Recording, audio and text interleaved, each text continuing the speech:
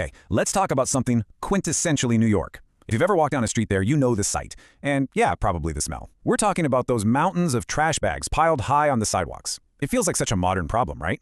But what if I told you the real reason for this mess is a decision made over 200 years ago?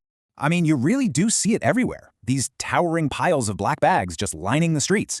It's like a chaotic obstacle course on Collection Day. It seems like a massive, obvious design flaw in the city. But here's the crazy part. What if it's not a flaw at all? What if, in a weird way, it was actually part of the original design? So your first thought is probably something like, oh, it must be budget cuts or, a really wonky sanitation schedule. And yeah, those things don't help. But they're just symptoms. The real root cause is something much, much deeper. It's literally built into the very bones of the city. To really get why there's so much trash on the sidewalks today, we have to rewind the clock, way back. We're talking over 200 years ago. A single choice made back then left the city missing something absolutely essential, a key piece of how a city is supposed to work. So what's the missing piece? Well, it's the city's most unique and maybe most frustrating architectural quirk. It has almost no alleys. Seriously, think about it for a second. Chicago, London, even other old American cities like Philadelphia and Boston.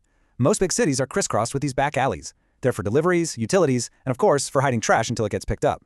But Manhattan? It's almost completely alley-free. And believe me, that was no accident. To figure out why New York is so different, we have to look at its original blueprint, the plan that set the city on this unique, alleyless path, the 1811 Grid Plan. 1811. Just remember that year. Because in 1811, a group of city commissioners laid out a plan for Manhattan that would define its future forever, creating that iconic grid of streets and avenues that we all know today. This plan, the Commissioner's Plan of 1811, was this incredibly ambitious project. It was designed to bring some kind of order to the city's totally chaotic growth. It was basically a blueprint for efficiency, for expansion, for the future.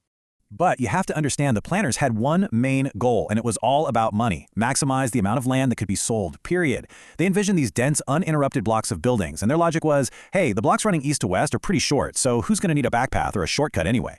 To the commissioners back in 1811, alleys were just wasted space. That's it. Why would you create a path through the back of a property when you could sell that land for a new building? It was a purely financial calculation, plain and simple. And so, this decision to put real estate profits over service lanes, well, it created a city without back doors. And that single choice has had these huge, unintended consequences that New Yorkers still live with every single day.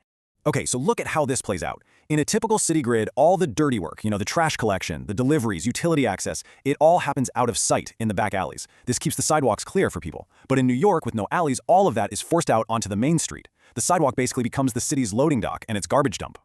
You can just see the dominoes fall, right? It's a really clear chain of consequence. Step 1, the 1811 plan gets rid of alleys to maximize land value.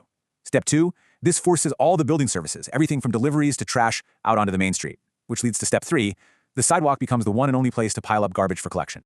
So that brings us back to today. What's the lasting legacy of this centuries-old plan? Well, in so many ways, the entire city is still living in the shadow of that 1811 decision.